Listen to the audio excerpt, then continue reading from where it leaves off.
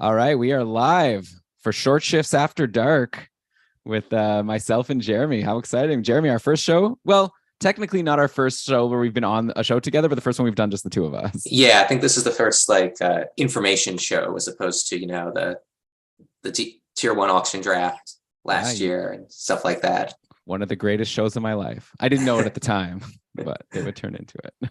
Yeah, those tier one draft shows are so much fun. Like just chatting with everybody involved.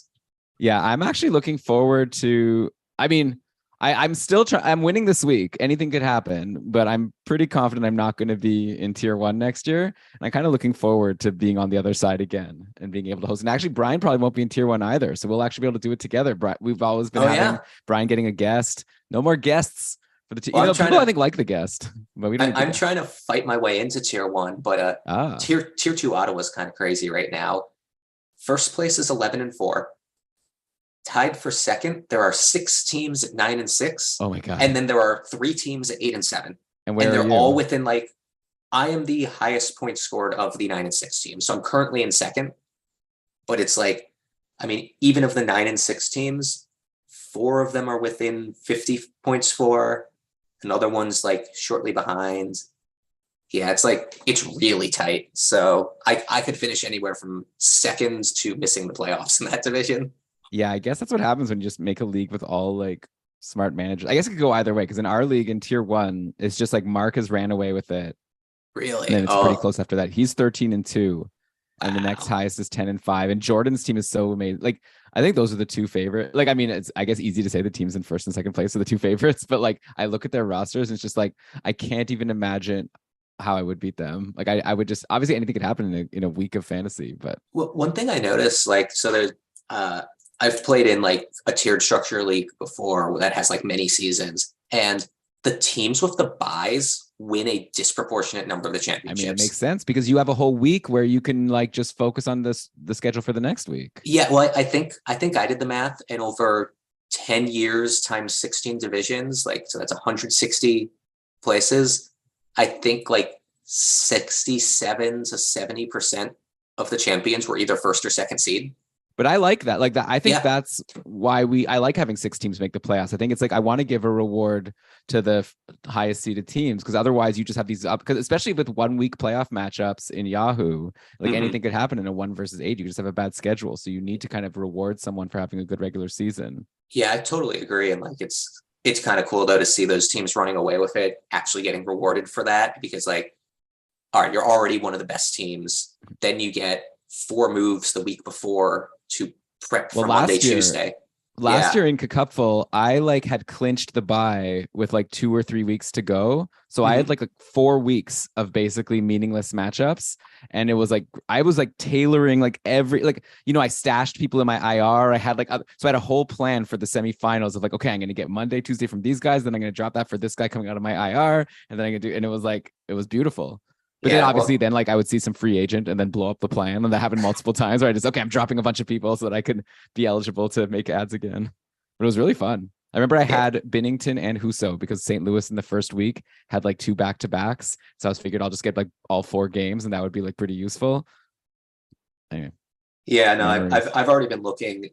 If you manage to clinch a bye, the semifinal week this year is a nasty schedule. Oh, really? Yeah, it's just it's 2 games on Wednesday and 3 games on Friday. Oh, so you really want a bunch Tuesday, Thursday, Saturday. So you really want to stream in those teams if you can get them with the off days. Yeah, and so I've already been I've got a couple players that I've got my eye on for potential late season trades. If a player who only plays 3 times the last 2 regular season weeks, but plays 4 times. That playoff. You know what? I should probably look at that as a consolation playoffs competitor. Because I'm hoping to rank 7 so I could only go to tier 2 and not fall to tier 3. So I should probably start looking at that. Yeah. I don't know. I'm still kind of holding out hope to make the actual playoffs, but I'm 6-9. I'll be 7-9 after this. I figured if I win out, I'm probably going to need Nick Suzuki. I'm going to need a bunch of my average players to stop being average and be awesome. I have I used Kevin's tool and my team is almost all 100% rostered. It's not as if I have duds, but it's just like Mhm. they're all so middling. It's like Yeah, like so sad. you don't have the studs, which is the killer. I mean, Yeah. I know people who like if you drafted Huberto in the first rounds, like back end of the first round, you're kind of screwed this year. Yeah. Like, sure, he's 100% rostered, but that's not helping you. Yeah. All right, let's you want to quickly go through the rundown and make sure we've got. I mean, we can enough edit. stuff. Actually, to be honest, we can edit as we go. So why don't we just start, and then like we'll just like make an edit point at some point, and we could always discuss live. We already are live, anyways. So Yeah. All right. You want me to? So we're gonna start the Audacity. Oh yeah, let's do that. All right. So thanks by the way for joining, John and Shams and Schwab Squad. Who is? I know who that is. Don't tell me. Okay, I'm gonna cheat. I know it's like the last name is Matthew. There it is. Okay. Hi, Matthew. Well, Sorry. Welcome, everybody. All right. So on 3, start the Audacity. Yeah. 1, 2, 3. All right. Start my Ruby mistake times. I'll make a backup recording on Zoom here. All right. We're set. Yeah. Nothing can stop us. All right. Except for, I guess, if the internet goes out like it did for John Reed. Yeah, let's hope. I mean, at least John Reed's internet didn't go out during the show, because that would have been even worse. Yeah. Well, our Audacities would have been fine. We would have been able to keep going. Yeah. Probably the Zoom would have been fine. Just the people watching live would be like, see ya. Sorry. Yep. Okay. Okay. I'm ready. You want me to read the intro this time? Yeah, I guess you're going to be the host. Up to you. Like, if you want to be the host, but I mean, we could also like kind of take turns a little bit. Like, you don't have to introduce like every player. You could always like throw to me and be like, "Who do you want to talk about next?" or whatever. I'll leave it up to you. Like, all right, let's do that, and I'll do the host intro. And okay, give it a try. What's up, champs? Welcome to another episode of the Short Shifts Fantasy Hockey Podcast, brought to you by the Keeping Karlsson on the Blue Wire podcast. All right, I've got to restart that. I misread it. No problem. Okay. You don't have to like say that stuff, by the way. You could just like, you could say whatever you want. Like, we don't have any obligation to say anything about Blue Wire. Okay. I wasn't sure if that's important. You could literally just be like, I don't know. What's up, champs? Welcome to Short Shifts. Got a crazy, I don't know, whatever you want to do. Sounds good. What's up, champs? Welcome to another episode of the Short Shifts Fantasy Hockey Podcast, brought to you by Keeping Karlsson. I'm your host, Jeremy Versillo. And joining me tonight, the one, the only, Elon Dubrovsky. How you doing, Elon? What's up, Jeremy? Yeah, our first ever show together. I'm very excited. You've been doing great on the Short Shift shows ever since you jumped in with Lewis. So I'm excited to get the feel of what it's like to do a show with Jeremy. I've played against you in fantasy a lot, so it's nice now we could be on the same time actually discussing strategy here. Yeah, it's always great to hear from the best of the best strategy-wise, and I'm excited for a new partner on the show and just get to know all of the other Keeping Karlsson hosts. Yeah, well, we've got a lot to talk about today. I just kept throwing stuff onto our show. I know like it's supposed to be short shifts and people make fun that I go long, but just like there's like just today in all the games, I feel like there was like 5 different interesting news items, but whatever we don't cover, I'll get to it on Sunday. I can make a quick announcement. Actually, I'm going to be doing Sunday's show with Michael Amato from Goalie Post, who's also a really great Twitter follow and like knows a ton about fantasy. Brian's taking the Sunday off. So a lot of fun making new friends here. I didn't think I'd make new friends after having a kid, but look at this. Sounds great. Let's get right into it. So the first order of business is an unfortunate 4 to 6 week injury. Shane Gostisbehere is out with an upper body injury. Timeline is 4 to 6 weeks. He was actually pretty cold before this, and I honestly hadn't realized that despite rostering him in a few places. He only had 3 points in his last 10 games. Unfortunately, he missed out on the Arizona 5-goal explosion tonight, which we'll talk a bit more about later. His return timeline also puts him coming back right at the trade deadline, which he was one of the big names rumored. So I don't know how that affects his real-life trade stock. He may not get out of the Arizona dungeon this year, unfortunately. What do you think on this, Elon? Yeah, I mean, well, as far as the NHL trade deadline, like you'd think like maybe the price goes down, but why would Arizona keep him even if they could get like a late pick? I don't know. Unless they're trying to sell tickets or something. But like you said, he was cold anyway. It's kind of frustrating, actually. Speaking of this 5-goal explosion, I have Jacob Chychrun in the cupful, and he didn't even get any points as part of this 5-goal explosion. I'm looking at the other defensemen who maybe would like benefit from Gostisbehere being out. Like, as we know, like Chychrun and Gostisbehere were both on the top power play. It looks like Juuso Välimäki, who recently just signed a contract extension, got the second most power play time, and then JJ Moser got some. Neither of them did much of anything. So I feel like as far as fantasy goes, it's really hard to see any impact about like a player that now goes up in value or down in value. I feel like everything pretty much stays the same for the defensemen in Arizona. Yeah, totally agreed. I mean, you don't really want many players from Arizona in the first place. Although one of the players who really had a big game tonight was Nick Schmaltz. 3 goals and an assist. I think he had 4 shots tonight after 8 in his last game. We've seen this before from Schmaltz, though. He's a streaky player. Lots of 3-goal nights and lots of 0-point nights.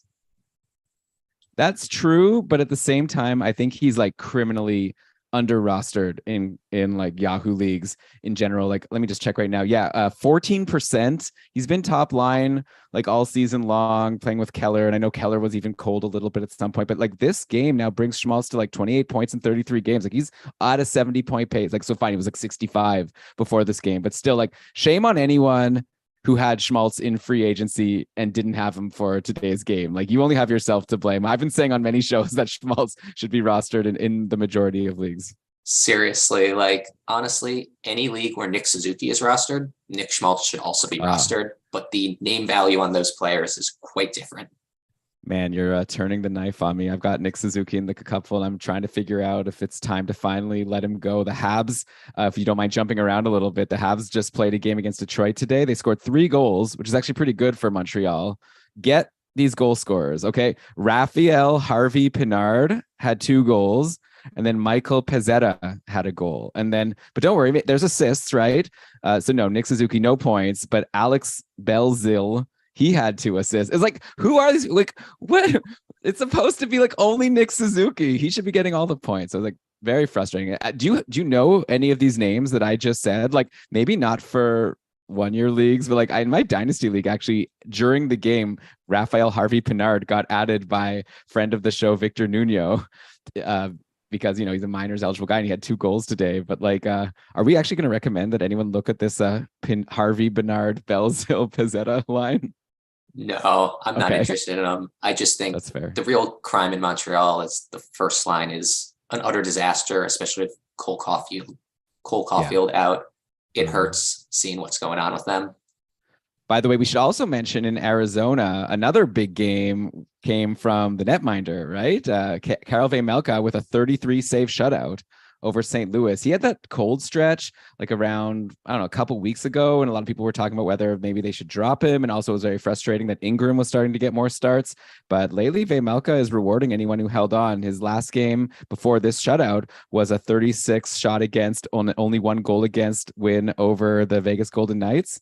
So Vejmelka, this is what he does, right? I guess he's going to have some bad games every once in a while, but he's also sometimes going to take in a ton of shots and generally be like pretty sturdy. Yeah, Vejmelka is single-handedly keeping Arizona out of the basement, and honestly, Arizona management may not like him very much for that. Yeah, I am one of those people who actually dropped Vejmelka, I think last week, and then he went for 41 fab in my league. I applaud the person who picked him up. I think it's a great ad. It was just a roster crunch for me. I had Martin Jones and Connor Hellebuck also, and was going through a week where they all played the exact same days, and I'm like, I just can't keep this guy. But I do like him for fantasy. Yeah, and I mean, you were telling me off the air how like your cupful division is like you're like tied with like 6 people for second place. So I can understand why you need to focus on week by week and you can't be thinking super long term. All right, so I'll let you jump in with the next item. Yeah. By the way, I've also got good edit points in here. I'm gonna all the times where we talked on top of each other, mainly me talking on top of you. I'll edit it out. It's gonna sound perfect. Sound beautiful. Yeah, you've got them all down to a science. Okay, enough with the talk about the Montreals and the Arizonas of the world. A couple more injuries that got picked up today. I'm just going to throw all 3 out there, and Elon, you can talk about whichever guys you want of these. Matty Beniers did not finish the 3rd period of the Kraken game yesterday with an upper body injury. He took a hard hit, played the rest of the 2nd period, and didn't come back out for the 3rd. Rob Thomas left the St. Louis game today, and Val Nichushkin missed both Thursday practice and Thursday's game for Colorado. Yeah, well, first of all, when you say that Matty Beniers took a hard hit, I feel like hard is like not the adjective I would use. I would use dirty, like stupid hit from Tyler Myers, who was like, he didn't have the puck. He was just standing there. And then Tyler Myers just like ran him over for nothing, just because Seattle was destroying Vancouver. Like, get used to it. You're going to get destroyed by a lot of teams, Vancouver. So you don't need to beat up on all the other star players who have playoff aspirations. So that was really annoying. I don't even have Matty Beniers in any leagues, but he's like having such a great rookie season. So it's just frustrating to see. As far as like fantasy impact, like he might even play Friday. So I guess there's not too much to talk about there. And then, yeah, Nichushkin. Like the thing is, all these injuries actually happening before the All-Star break. I feel like there's not much we can say. Like all these teams have like 1 or 2 more games left before they go on a long hiatus. And then by the time, the All-Star break happens, like a lot of these players might be back. So I wouldn't read too much into it. In fact, like for Colorado, with Nichushkin out, newly acquired Matt Nieto got a spot on a line with Mikko Rantanen and JT Compher, which would be a really good spot. But I'm not going to recommend like running and grabbing Matt Nieto because like Nichushkin could probably be back any game now. Yeah, totally agreed. It sounds like all of these injuries are relatively short timelines, day to day instead of week to week. And these teams they may miss these Saturday games these teams have, but they're also going to get more than a week's break for the All-Star game. So nothing to panic about here. Yeah, and especially Saturday is a busy day. So it's not as if you had room for Matt Nieto on your roster anyways, I'd imagine. No. You wanted to talk about some Senators who have been hot lately. Why don't you talk about those guys? Yeah, well, first of all, I guess I have to take a little bit of issue with your coverage of the Sens on Tuesday, because you guys talked about Josh Norris being injured and he's out for the season. It really stinks. And then I think you mentioned, and Ridley Gregg's going to be on the second line taking his spot. I don't think it's going to last. So Lewis, who would you take between Brassard and Pinto? And I was like, wait, what happened to the Ridley Gregg talk? He's the guy who's actually in the spot. And who knows how long it'll last, but Ridley Gregg must have heard your conversation and took notice himself, because he had himself a game, 8 shots and an assist, a power play assist. He's getting second power play time, but you know how Ottawa is. It's like maybe not exactly like even power plays, but it was I think Claude Giroux goal. So obviously it's like they're going to give Giroux some time. So Ridley Gregg all of a sudden in a great spot. He also had a hit, couple blocks. So it was just a fantastic game. Ottawa plays again tomorrow on Friday and Saturday. So if you have spot for him on Saturday, but maybe even if not, he's someone who's looking very interesting right now. And also, he's not a nobody, right? This isn't like those guys on the Habs who I'm already forgetting the names. Harvey Pinard, I think it was, and Belzil. Now that I don't have the box score up, I don't know. But Ridley Gregg was taken by the Sens 28th overall in this like team changing draft 2020. If you recall, they got Stützle and Jake Sanderson both in the top 5, and then Ridley Gregg at the end, and he might also be really good himself. So he's definitely someone I'd be very interested in, like in Dynasty for sure. And I'm sure a lot of people in Dynasty leagues already know about him, but even in 1-year leagues, I think you need to issue an apology and officially say that you'll take Ridley Gregg over Derek Brassard. At least for the short term. Yeah. I think Ridley Gregg took some bulletin board material and ran with it. He looks really good. He kind of was doing what I expected him to, which is he's more of a physical presence. He was involved in front of the net on one of the goals. I forget if it was the one he assisted on or not, and only had 1 hit, but I think he's probably good for more than a hit per game. In addition to, he's not going to shoot 8 times a game, but if he's shooting 2.5, 3 shots per game. The most exciting thing I saw from that game actually though was the time on ice. He played almost 14 minutes, which is a very sustainable number for a fantasy producer to have. Definitely. I guess the only thing is he'll become a tough hold. Like after he plays Friday, Saturday, like I said, Ottawa gets Montreal next Tuesday, and then they don't play again until I think the following Saturday. So that'll be a tough, but hey, Adam, now get 3 games in the next 5 days or whatever it is. And then you could always reassess. So he's interesting though. There's probably another Sen that might be on people's radars now that's still available in a lot of leagues, and Jake Sanderson, who I just brought up, taken in the same draft. He seems to be heating up. I did a patron cast with Brian yesterday, and we talked a little bit about Sanderson, and Brian was saying how he's been hearing a lot of he's in Ottawa. He's around the Ottawa media, and apparently a lot of talk about how Sanderson is really starting to come into his own, and he's done this before when he was in college or whatever, and he's really finally looking like the player that they hoped he would be. So maybe you don't want to read too much into sometimes when you're looking at your free agents, you sort of sort by average season number, and you say, oh, he only has 3 average, a couple points per game. Maybe you don't want to read too much into what Sanderson was doing before, because he's on a bit of a hot streak now. He had 2 assists in the last game, so he's another guy that you might want to grab soon before it's too late. Kind of similar to another early picked power play 2 defenseman in Buffalo who's starting to heat up. It's if these guys are available for you, you might need to grab them soon, or else perhaps, you just someone else will take them and then they'll hold them for the rest of the season. Yeah, I definitely think Jake Sanderson and Owen Power are really high upside options for the rest of the season. Both of them are going to need an injury to get onto power play one, but they're both playing over 20 minutes a night, which is incredible for someone of their age. Uh, Jake Sanderson, I have his page up. He's getting 35% of the power play time and 52% of the shorthanded time, which is leading to lots of peripherals. In addition to, he's only on a 31-point pace, but I could see that rising as he gets more and more comfortable in the league. Which one of them would you rather rest of the season? Yeah, it's so tough. I mean, Owen Power has the slightly higher pedigree, but I know you said that like it'll take an injury for both of them to get on the top power play.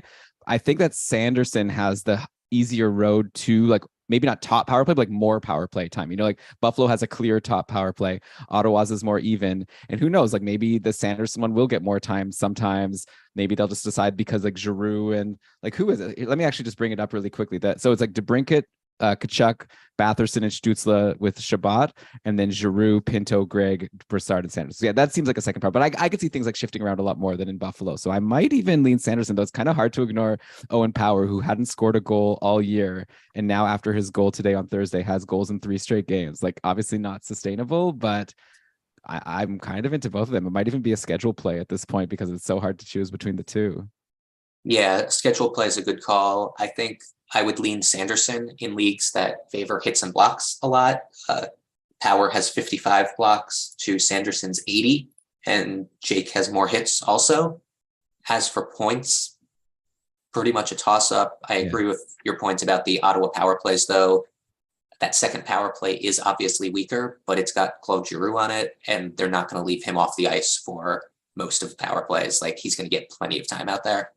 Yeah. Also, like Thomas Chabot is no Rasmus Dahlin. Like I think that it'll be a lot easier for Chabot to potentially get bumped than like I don't think there's no chance Dahlin's getting bumped. But I think there's maybe like a 20% chance that Chabot could get bumped because it's not like he's been even that good on the power play. For sure. One more Sens note. Cam Talbot left his last game with an injury.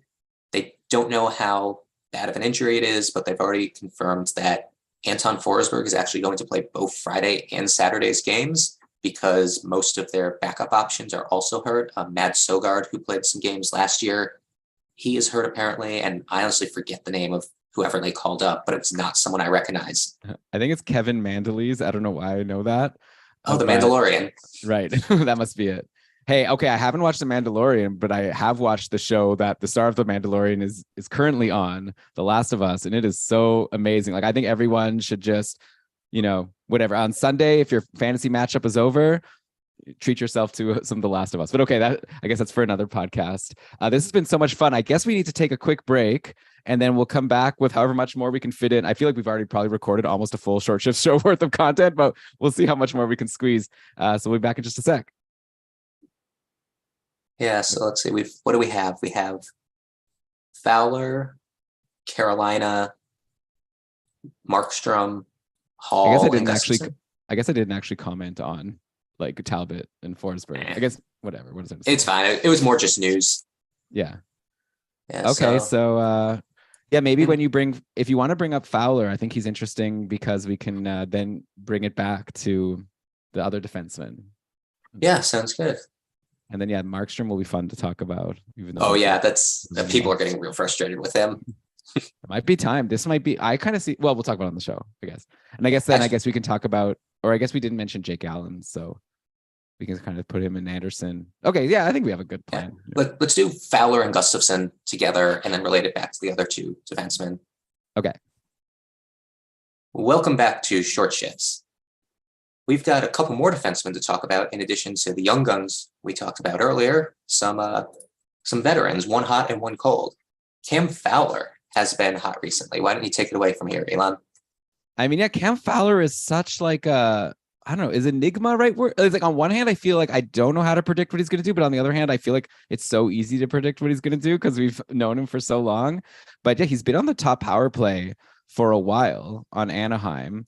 Like he bumped Klingberg pretty earlier in the year, and then he still wasn't doing much. Then all of a sudden, around like the middle of November, he went on this scorching hot streak, got added in a bunch of leagues, and then afterwards he cooled off completely and then everyone dropped him. And now he's on another like crazy hot streak. Like he just got 2 assists in the game against Colorado. Is this game over, by the way? Anaheim was beating Colorado. Wow, 5-3 win Anaheim over Colorado. That's a wild result. You could have probably made a lot of money. And on the road for Anaheim, I'll bet you could have made a lot of money if you made a bet on that team. But anyway, so Fowler had a couple assists in that game, and the game before that, Fowler had 2 goals and an assist versus the Coyotes, and Anaheim plays the Coyotes again in their next game, so maybe he could beat up on them some more. Though, if the Coyotes are smart, they'll put Vejmelka in and not Connor Ingram, as we've discussed. But anyway, Fowler's hot again. He's getting good deployment, so he's definitely someone that you have to somewhat be interested in. Don't expect that he's going to stay this hot all season long, because you'd be a fool to think that. But you might as well ride the wave, right? Yeah, totally. You may want to consider picking him up over this other guy I'm going to mention that we had so much hope for when he took over the power play 1 slot. Erik Gustafsson in Washington has done absolutely nothing lately. It looks like he does have 4 points in his last 10, but only 2 in his last 8. His shots are trending down. He actually looks like he was off of power play 1 today in favor of Dmitry Orlov.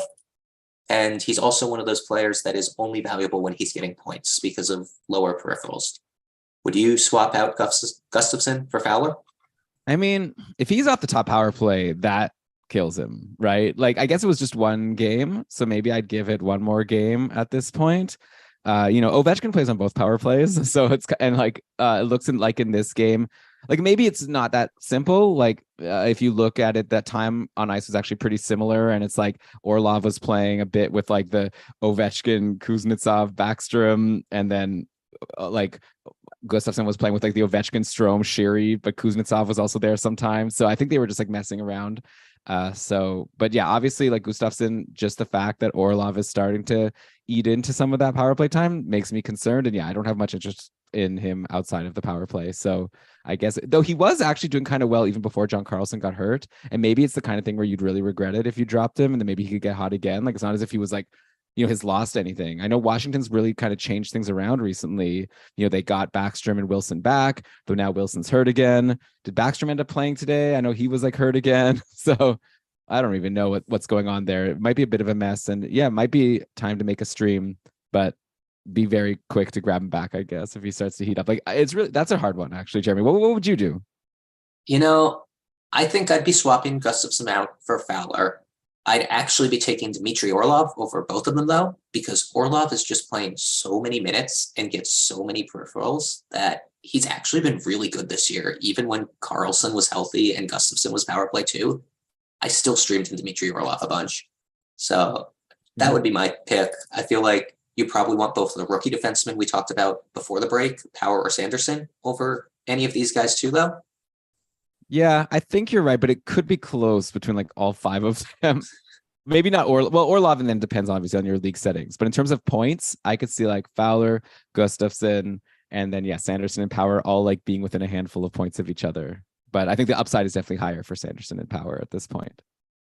Yeah, another thing to keep an eye on with Washington is they are dangerously close to falling out of a playoff spot for a team that is kind of empty on the prospect cupboards and built to contend now.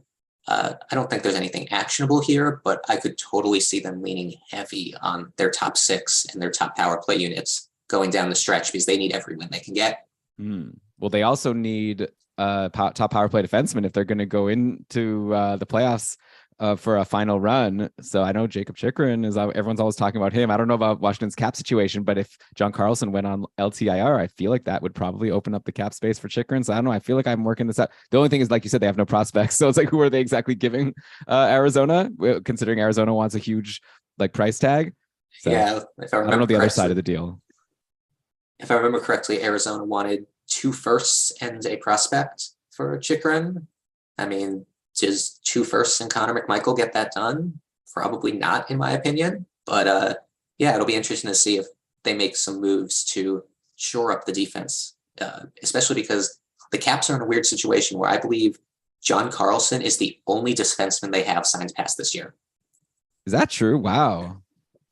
So yeah, we're going to see they've got a couple restricted free agents, but nobody else actually under contract currently.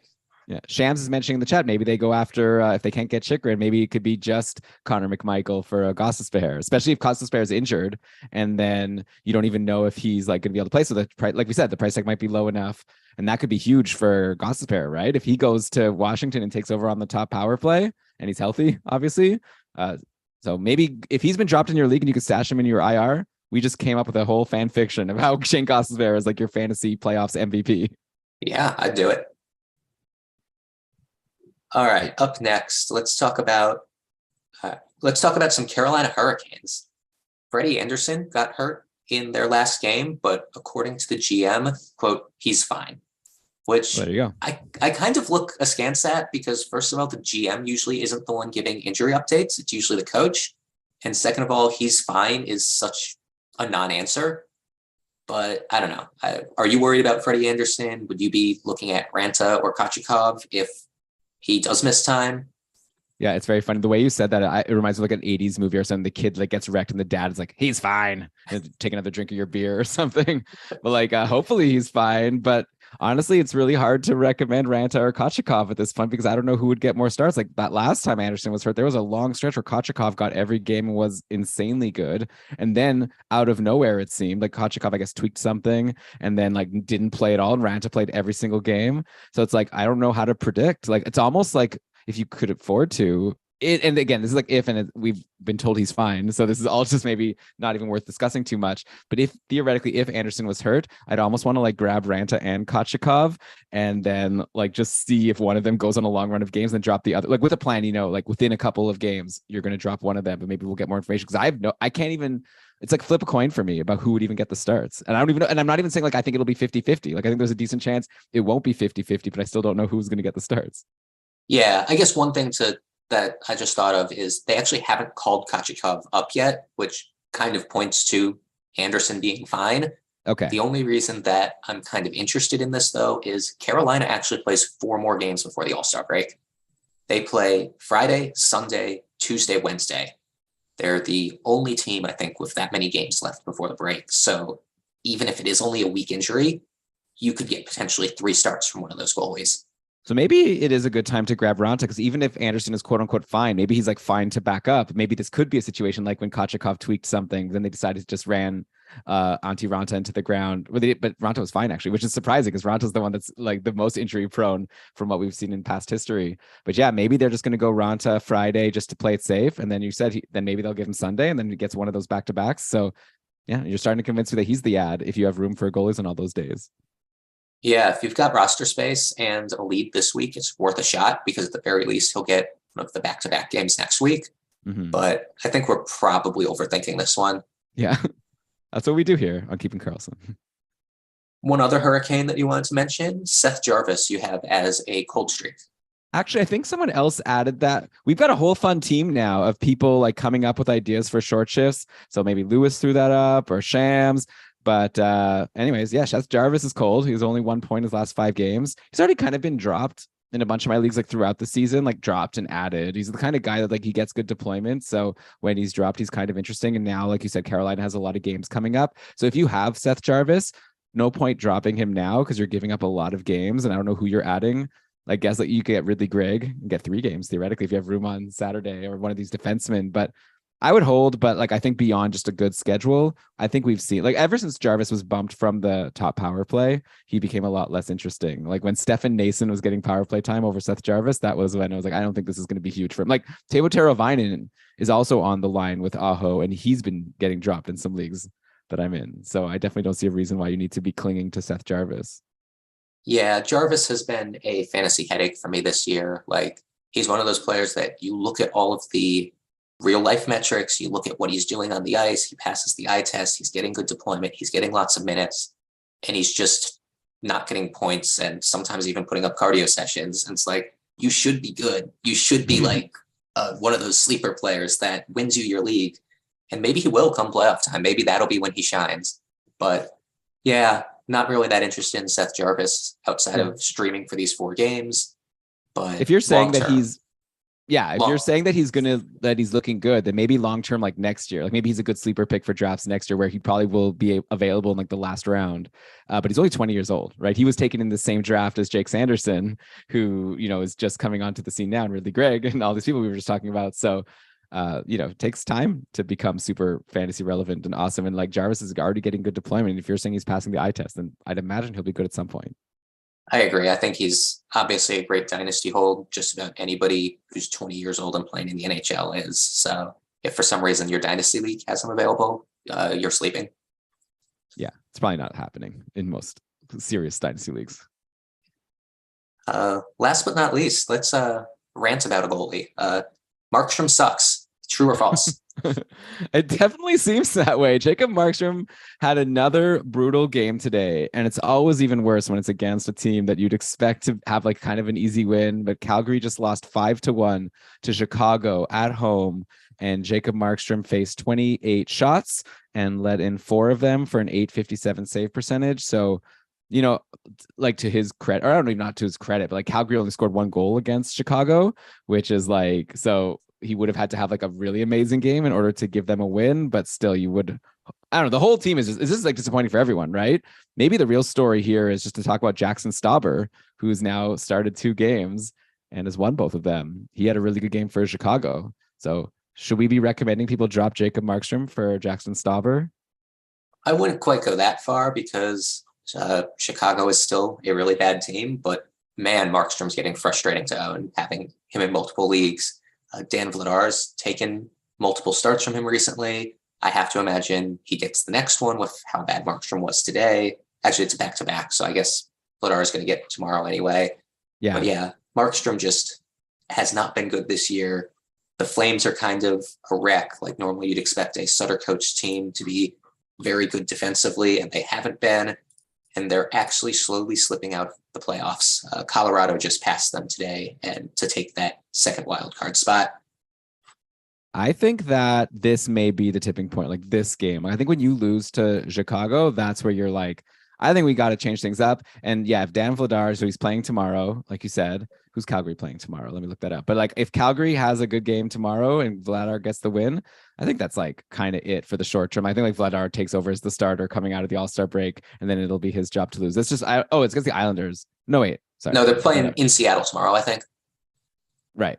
Yeah, it's against Seattle. So, okay, a tough opponent. So all the more so to say, like, yeah, if Vladar like now blows up against Seattle, like a lot of teams have recently, then maybe we're back to the drawing board. But I think, yeah, this is a big opportunity for Vladar. And this is, again, in my head, it's not like I've read this anywhere, but just I have a hunch that if Vladar has a really good game and helps the Flames beat the Kraken, I could see him getting a lot of starts down the road, which would mean we're probably getting close to the time. Like, if you're in a league where like I don't know, Jack Campbell was getting dropped, when he was like losing starts in Edmonton, I wonder if Markstrom's in like similar territory. And like Jack Campbell, like Markstrom does have he could at some point earn it back, right? Like Campbell lately has been getting a lot more starts. I'm not saying Markstrom's like done for his career, even done for the season, but I feel like you might be in for a few weeks of hurt if you're holding Markstrom. You might want to just let him go. Yeah, I've got Markstrom in our Babupful keeper league, and he was one of my keepers last year, and I'm so close to dropping him, even though, I don't really like dropping players who were keepers or should be keepers. So, hey, if you're in that league and listening to this, offer me a trade. Maybe I'll take it. Hey, you could join the club. I had Elvis Merzlikins as a keeper. And ooh, I dropped him a long time ago. That was a bit easier of a decision, I think. Yeah. You know what? My whole team now is like mostly like players I added out of free agency. Like my goalies now are Darcy Kemper, who I drafted. No one kept him, and now he'll probably be my new goalie keeper. And then I somehow got Phoenix Copley just at the right time, and he's been good. And then I also got John Gibson out of free agency at some point, who has not been amazing, but hey, he just pulled off a huge win over Colorado, like we discussed earlier, stopping 41 of 44. So I'm pretty happy with my goalie trio. So it eases the pain a little bit from that brutal Merzlikins keep. For sure. Well, I think that's all we have time for today. Thanks for joining us. Be sure to give us a follow at Short Shifts KK, as well as Brian and Elon at Keeping Carlson. I also recommend you follow at Game Day Lines, at Game Day Goalies, and at Game Days News NHL, all organized nicely at the site www.gamedaytweets.com. Visit that site and the other great sites we use to research our episodes with at Yahoo, Frozen Tools, and Natural Stat Trick. Our intro and outro music was created by Pat Roach, and John Reed is our digital media producer. Until we see you next time, play smart and keep your shifts short. All right. All right. I just stopped my Audacity. Okay, me too. Yeah. That was good. That was so fun. I could have like kept talking forever. Same. Yeah. I've got a pack tonight, but have a good trip. Yeah. So and as long as I don't have this headache tomorrow. Yeah. Hopefully. Yeah. So get some sleep, I guess. Is that a Golden Knights jersey that you're wearing? It is. So I've gotten into this habit of making ridiculous proclamations on various discords that if I win this fantasy week, I'll buy the jersey of my best player, like when I'm down big and make a comeback. So how many times has this happened? It happened last year. Was Mark Stone had like a massive week over at Christmas, and then this year Tyler Toffoli. So I'm gonna have to get a Toffoli jersey, but I want to try to like collect a jersey from every team over the years. So I'm like starting my collection. That's wild. That'll be fun. There's just too many like great jerseys. Like the NHL does a really good job with branding, I think. So many of the teams are getting their cool jerseys, and they have the thirds every year and the stadium series. Yeah, once you like finish your collection and have one of every team, then you're going to start thinking, oh, but what about the third jersey? What about the reverse retro jersey? And you can just go on forever. Yeah, it may become a bit of an addiction. We'll have to see how long I can keep it up. But what are you going to do with them? Like, how are you going to display? Are you just going to have them like in some closet, or are you going to start like displaying them in like, I don't know, like cases and like putting it on the wall? I would be down to display them. Yeah, I would be down to display them. Obviously, I need a house before I do that, but that would be cool. Like you could have like a basement with hockey. You should actually know what you should do. You should start a bar. You open up a bar. You have all your jerseys all around. The theme is like hockey. Are you in Seattle? I am. Yeah. You talk about being a Kraken fan. So yeah, like, is there any like good like bar that's like the Kraken, or is it like Al Bar? Like, I don't even know. Like, is Seattle a hockey town? Like, are there places where like you can go and they're going to show the Kraken game and people are going to be wearing their Kraken jerseys and just like cheering for them while you watch the game? There's a couple Kraken bars, especially like there's a big German beer hall by the stadium that hosts a lot of like pre-games, and like they'll do game watches also. But like, it's like Europe and Canada, it's so different where like hockey is probably the fourth most interesting sport to people in Seattle. Like, we do get a ton of people at games. The team has a lot of support, but it's never going to have the support that the Mariners or the Seahawks do. So as far as I'm aware, there is one bar in the city that is a true hockey bar. Like, I'll go up there for NHL playoff games. Back when I was a bit younger, I used to go up there at like 11 a.m. on a Saturday when the playoff games were starting and spend all day at that bar. And they had TVs all around and That's NHL awesome. Network. But there's only one such bar like that. And I'm sure in Canada, you can go into any bar and they're going to have hockey games on. I mean, when the Leafs are in the playoffs, it's like 2 weeks a year. It's a very fun 2 weeks. It's every year the same. And you can't even get into some, like, you have to like make, like, it's like, I've had days where we made plans with friends to go, we're going to go to a bar to watch the Leafs playoff game. And then we ended up like, that place was full, that place was full. And then we end up having to go to one of our houses. And like, yeah, it's like really hard to get it. It's like, if you're downtown, I mean, that's crazy. But that doesn't, it's really fun. Honestly, like, I'm not even like, I wasn't a Leafs fan when I moved to Toronto, but like, I've become like, I'm cheering for the Leafs just in the playoffs because it's really, the vibe is really fun, but it goes by so quickly. It's like they go up 3-2 or 3-1 against whoever they're playing. You start thinking about how cool it's going to be to go to watch the game where they actually finally break the curse. And then, the city's going to be nuts when that happens. Yeah, I mean, I'll probably not be alive for that, but one day. Well, have you seen what's happening this year? Like, someone, I think it was probably Dom, because he tweets a lot of this stats type stuff. I think there's like a 90-something% chance that the Leafs play Tampa in the first round, because neither of them are catching Boston. Yeah, and the fourth place team is so far behind them. Well, good luck. They were even talking about that, like, the Leafs may actually make trades specifically targeting being able to beat Tampa, like just specifically for like, third and fourth line matchups with Tampa. I mean, it makes sense if you know that's who you're going to play. Like, Tampa's so good, but yeah, I guess if you are able to focus specifically on only them. Yeah. Like, I can see why. Luck. It's brutal luck. Like, the Leafs are never going to get out of the first round of this division. Yeah. Well, it reminds me of back in the day because I grew up in DC. So was a Caps fan for many years and kind of Right. still am. Are you going Like, to say the Penguins? They had trouble getting past them? yeah, they had trouble getting past the Penguins, and there were a couple years in like the late 2000s, the late aughts, the early 2010s, where it's like the Caps, the Penguins, and I think the Rangers with Funkfist were all so good. It's like no matter where you finish, you're going to get a tough matchup in the first round. Mm-hmm. Yeah, it makes it fun, but also it'd be nice if the Leafs could have a bit of a layup. Like, not that, like, who would be the biggest? Like, okay, of all the playoff teams right now, let's say the Leafs could pick any one to play against. I mean, remember the Leafs played Montreal in the first round Well, yeah. a couple years ago. Yeah, but didn't like, what's the excuse for that one? Like, Tavares got injured, I think, or got It was- suspended, or what was it? Someone got Yeah. injured. That was also a 5-game series too, wasn't it? Like this Yeah. was the weird COVID year. But See, still, what- they would have lost. Who would be the quote unquote worst playoff team?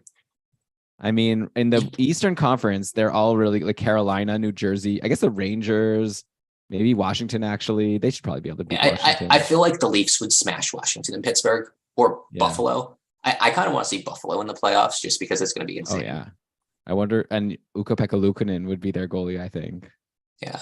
Though Eric Comrie, did he end up with the win today? Yeah, he got the win. He played well too. Yeah. Against his former team. I still think Eric Comrie is going to be their guy like down the stretch this year. But like Really? I I don't know. I don't think see it. so. Like obviously long term it's Luukkonen, but they brought in Comrie. They gave him all the games early. He got hurt before he could establish a rhythm. Like if he's even like halfway decent, I think he gets, I don't know, 2 out of every 3, 3 out of every 5 type starts. Oh, Matt is saying it was 7 games for the month. It was 7 games. Okay. But like, you can't deny how good Luukkonen has been. Like, I think if He's Buffalo, so good. like if Buffalo wants to make the playoffs and win, I think they should probably go with him. Like, I don't know. I feel Yeah. like but you are I right. mean- They did bring in Comrie like for this role, but it's not as if Eric Comrie is like established himself as like a sure shot starter in the league. I mean, Luukkonen's We'll see. only got an 899 save percentage and a negative goals saved above average. Granted, that's better than Comrie and Anderson by a lot, but it's not like he's been untouchable. Yeah, but I think recently his quality start, like, because it, with save percentage, like you could have a couple bad games that could really bring it down. Especially he's only played like 19 games. Like he has one like 6-goal against game like early on in the season, and then he had a 5-goal against game after that against That's Colorado true. and Tampa. So it's like you take out those 2 games, and it probably like really changes it. But I'm Yeah, not he's to had a disagree. hot stretch for sure. Yeah. If And you like try he's to so like, good. yeah, if you try to predict goalies, like you're in trouble. Like who knows? I'll just tell you that I think Vasilevsky is going to continue to be good and have I think that's a good take. I'm getting to the point where like every year I devalue goalies more, and I'm still disappointed in how much I value them. Eventually, well- I'm just going to be not drafting goalies and figuring it out on the fly. I mean, I wish what I did in the couple. I have 3 goalies now on my team, and I didn't draft any of them. I have Mhm. got Vejmelka, Copley, and Logan Thompson, who I traded for. Yeah. Because I drafted Merzlikins. I doubled down in multiple leagues on Elvis Merzlikins because I'm a real idiot. I don't know. Johnny Gaudreau was going there. Seemed like they were supposed to I have this drafted Philip defenseman named Grubauer in Heiko like every Niemi. league. Oh yeah, Grubauer also. Doing the Homer Kraken thing and like the whole, I mean, it's my hometown team and there's no way he's going to be as bad as last year. Luckily, I did end up with Jones off the wire in a couple places, but Well, yeah, man, it's like you probably also thought to yourself, even if he's not that great, there's no way he loses the job to Jones. So at least he'll get volume. Like who would have ever expected Martin Jones would be a competent goalie all of a sudden? yeah, seriously, like Martin Jones is looking better than he looked like anywhere else in his career. Like he looks like he's like playoff contender San Jose Martin Jones. Man, that'll be fun. That'll be really fun to see Seattle in the playoffs this year. Who do we know the odds on favorite of who they're going to play, or is it like super close where they are? It's super close. I don't think we really They're know top. yet. Yeah, they're top in the division right now. It's pretty exciting. So maybe Yeah. they'll play a wild card team. That might be like Colorado as the wild card team they play. So That's going to be just our luck, yeah. But the Kraken also, I've been looking at the Kraken's like end of season schedule. This like last month was supposed to kill us. We had that 7-game road trip. We had a bunch of really tough home games, and we've come out of it really good. oh nice. Our last 10 games are, let's see, the last 10 games the Kraken play: Minnesota, Anaheim, Los Angeles, Arizona, Vancouver, Arizona, Chicago, Ooh. Arizona a third time, and then Vegas twice. So Yeah, like so it could come down to those last two games against Vegas for the division. that might be a good. I'm not even a bet. I like look at odds for bets like a lot, and I never bet, but I just like looking at them. We were Mhm. talking also offline about how Colorado right now is like 6-1 odds to win the cup, which I was hoping it would be a lot like lower at this point since they're barely in the playoffs. But I guess these people know what they're doing and they know that they're still like a really strong team. But yeah, I wonder what the odds are to just bet on the Kraken winning the division. Let me bring that up here. Well, I would bet like for fun on some of this, but Washington doesn't allow online betting. So like I'd have to actually go to a casino, which are Oh, I nowhere see. near me to bet. So Mhm. like I've never like downloaded DraftKings or anything. Yeah, I haven't made any bets. I just like to imagine that I make bets. My main betting is like I play the Tim Hortons game, and then if Mm, I win, I get a free coffee. It's too bad you're not in Canada, so you don't get to play along. But I'm yeah. actually today I hit 6 in a row, and if you hit 7 in a row, you win a week of free coffee. So tomorrow, if I hit on a goal, and Matthews is playing tomorrow, so I'm hoping he'll be one of the options. I'll pick Matthews. He'll score against Anton Forsberg, You can't and pick any player. It has to be like one of the yeah, how pre-selected it option. works, there's like 3 boxes, and then for each box one is always like all the superstars, box two is like middling guys, and then box three is like defensemen who never score, and then like garbage forwards, and you just have to hit on one of them. And actually Okay. today I took Kyle Connor in box one, and he didn't end up scoring, but luckily I got saved by my box three, Sharon Govich. Oh, you didn't pick Harvey Pinard or whoever Yeah, I don't Montreal even know if he was had. available. Yeah. Yeah, That anyways, sounds like okay. fun, even if I'd never use it. Yeah. Oh, yeah. Actually, so this I don't use it either, but I actually the last time I won and I had a week of free coffee, I would post on my work Slack, just being like, "Hey, I got if anyone wants a free because with Tim Hortons you could like just order a pickup anywhere." So I would so I would just be like, "Who wants it?" And then someone would just tell me their location and what they want, and I would just order it. And I was like a cool like free coffee guy because everyone's Nice. working from home, so it's much better than using it. Like the coffee's, I have better coffee at home for sure, but I do like being able to offer people free stuff. Yeah, you'd think that Tim Hortons would have made its way down into like maybe not Seattle, but like northern Washington. But nope, I've got to go to Vancouver to get to Timmy's. You're not missing too much. It's okay. Yeah, I feel like I talk about Tim Hortons a lot on the show that you would think that it's like either I love them or that they're like a sponsor, but it's neither. I just like playing this game. Yeah, they're kind of like an NHL. Like they're linked with the NHL, and you can't Hmm. unlink them. Yeah, they also sell hockey cards sometimes, which are fun. Yeah. All All right, right. Anyway, good I'm luck. gonna head Have a good trip. off. It's been so Yeah, fun chatting. Yeah, this has yeah. all been for the I'll live show. mute up my my track and send it over before I go to bed. Oh yeah, if you could do that actually really soon, that would be great. All right, Because yeah, I'll do that I'm now. gonna go to bed really soon. Like I'll just Oh go yeah, walk the dog and then I'll come back and do that.